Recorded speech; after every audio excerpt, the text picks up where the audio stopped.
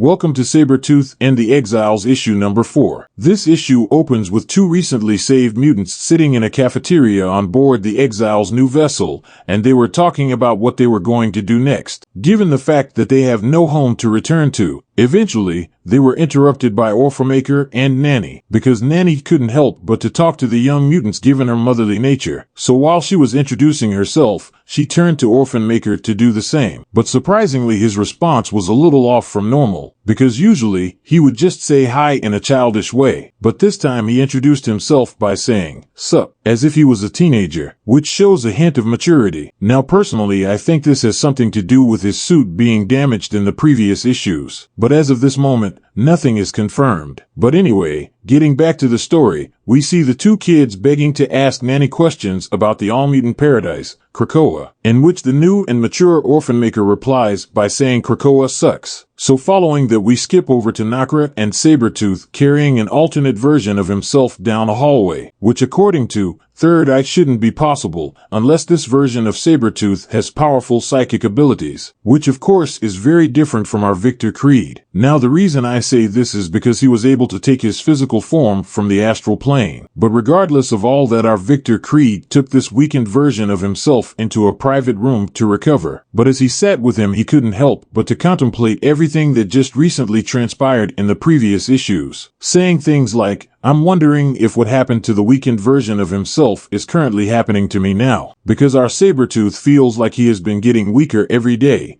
to the point where it takes all he got just to walk around," which ultimately causes him to ask an important question, which was if the doctor who injected him was responsible for this Creed's current state as well, or if someone else that is yet to be revealed is responsible, because our Sabretooth hints that he has his suspicions about who could be behind it. But this is when we transition over to a data page, where we see an ORCHIS memo that speaks about a general contractor. And this general contractor was running a program in Station 4 by the name the Infernal Nursery to turn young mutants against their kin, so that they could fight beside the humans in the coming war. And the way he is going about doing this is by copying a real program that the United States did in the 1920s to the Native Americans, which included taking kids away from their families and placing them in schools/camps that forced them to erase their indigenous behaviors. So with that said, this contractor continues to say that Stations 1 through 3 have been destroyed and Station 4 has sunk to the bottom of the ocean in the South Pacific. And as for Station 5, that is up and running perfectly fine. But due to current events, the contractor is almost certain that his contract with ORCHIS will not be renewed. But despite the end of their contract, he insisted that Station 5 be left to him. So with that established, we hop back over to the Exile ship where we see Third Eye talking to Madison about their next stop, which so happens to be Station number 4, the same station that was said to be sunk in the South Pacific far from any other location. But the question that was asked was, why is it so far from everyone? And which Third Eye replied by whispering babies, which was all Nanny needed to hear before she crashed into the room and volunteered herself and Orphan-maker for the boarding party. So with the cat out of the bag, we skip over to the middle of the ocean where we see the Creation and Dr. Barrington flying along looking for Station number 4. But to their surprise, the station was nowhere to be found. So after a few scans, they discover that the station sank under the waves, which was a huge problem because the Creation has the ability to dive down to it and survive the trip due to her enhancements.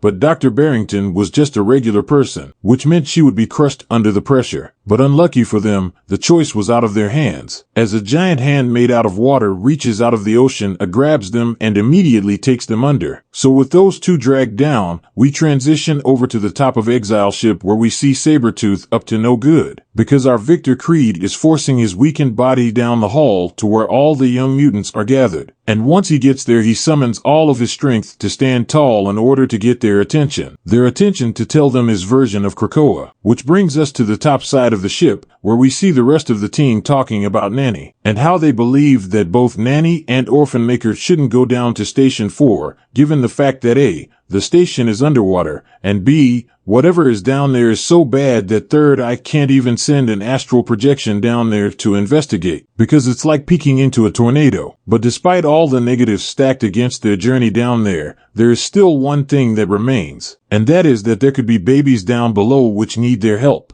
And at that moment the group was interrupted by an aggravated Toad saying he was sorry for interrupting their little quiet council meeting. and the reason why he was being so petty was because he was upset for not being invited. But regardless, Toad still let the team know that they should get down below now because Sabretooth was talking to the kids in an attempt to turn them into his private army by saying things like how bad Krakoa is, and how they would never accept mutants with less than desirable mutations, and that if they would have him, he would like to lead them and guide them. And the crazy part about this whole thing is that they were actually buying into what he was saying, given the fact that they themselves have never been to Krakoa, and the only testimony they have to go off of was Victor's. But this was cut short as the same giant hand made of water once again erupted from the sea and grabbed Madison and lifted him into the air, before ripping him into two and dropping his body into the ocean. So as panic ripped through the ship, Sabretooth announced that whatever did that to Madison will be back for the rest of us. But before he could do anything else, a beam of energy shoots from the sky and snatches Sabretooth from the vessel. But before he is taken away, he states that whatever is taking him is bringing him to Station 5. And just like that, he was gone. But regardless of that abduction, the vessel was still in crazy trouble, because the ocean threatens to swallow them whole. But luckily for them, the ship had a built-in force field which protected them as they were dragged under the waves. So as the Exiles are forced down to Station 4, we hop over on board Station 5, where a weakened Sabretooth suggests to stand before the general contractor himself, which so happened to be his very own son, Graydon Creed. And by the looks of it, Graydon Creed is playing no games, given the fact that he states that he killed all the Sabretooths across the multiverse and that he, Sabretooth of Earth 616, is the last one. And with that said, this issue comes to an end. And I have to say that this was a surprise that I did not see coming.